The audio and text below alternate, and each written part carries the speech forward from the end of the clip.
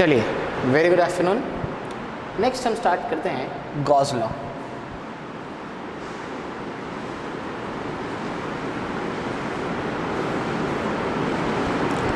Clear? According to Gauss law, चलिए देखते हैं, मैं कुछ एक्सप्लेन करते हैं। मैं 3 एक्सेस कंसिडर कर रहा हूँ, again X, Y and Z. Clear? एक पॉइंट चार्ज मैंने सेंटर पर रखा हुआ है, मान लेता हूँ उसका नाम है प्लस क्यू। क्लियर? इस पॉइंट चार्ज को मैंने एनक्लोज्ड कर दिया है एक स्फीयर से। क्लियर? एक पॉइंट चार्ज को हमने एनक्लोज कर दिया है एक स्फीयर से।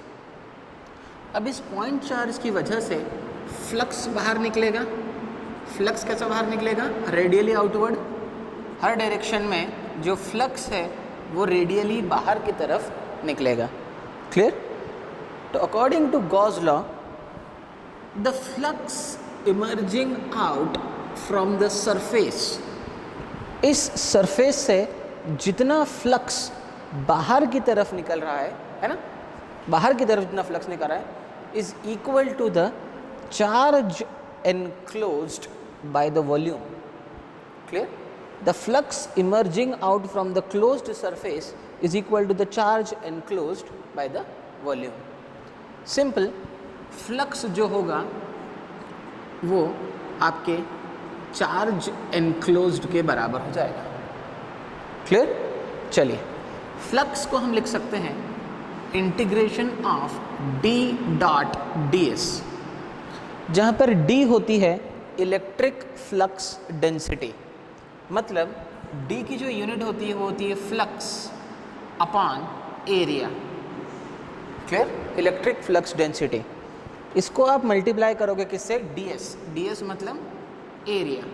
तो एरिया से एरिया कैंसल, तो ये पूरी की पूरी क्वांटिटी फ्लक्स की होगी।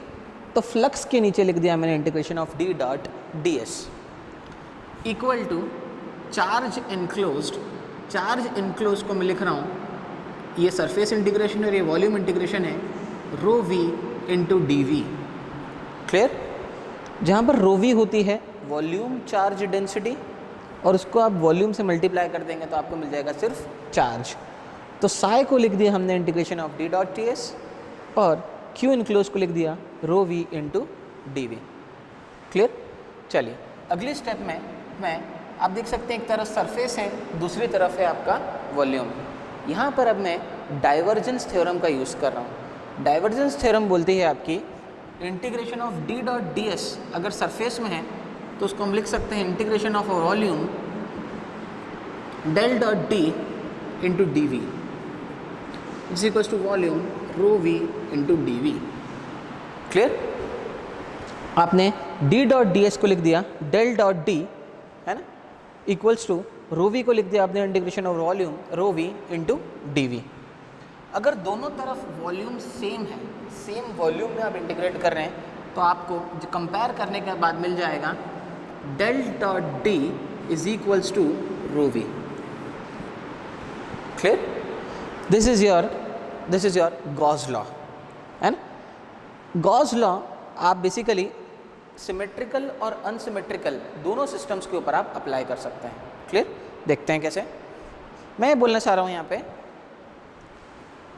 अगर आपका चार्ज डिस्ट्रीब्यूशन अगर सिमेट्रिक है, फॉर एग्जांपल मैंने एक लाइन के ऊपर चार्जेस ले लिए और ये लाइन माइनस इन्फिनिटी से लेके प्लस इन्फिनिटी तक जा रही है। मैंने एक स्फीयर के ऊपर चार्जेस ले लिए, अगेन सिमेट्रिक। क्लियर? तो अगर आपका चार्ज डिस्ट्रीब्यूशन सिमेट्रिक है तो आप गॉस लॉ अप्लाई करने के बाद बड़ी आसानी से E और D कैलकुलेट कर सकते हैं। क्लियर? पर अगर आपका चार्ज डिस्ट्रीब्यूशन सिमेट्रिक नहीं है, अगर आपका चार्ज डिस्ट्रीब्यूशन सिमेट्रिक नहीं है तो गॉस लॉ तो अप्लाई होगा उसके ऊपर, पर आप उसकी मदद से E और D कैलकुलेट नहीं कर सकते हैं। Am I clear? Thank you.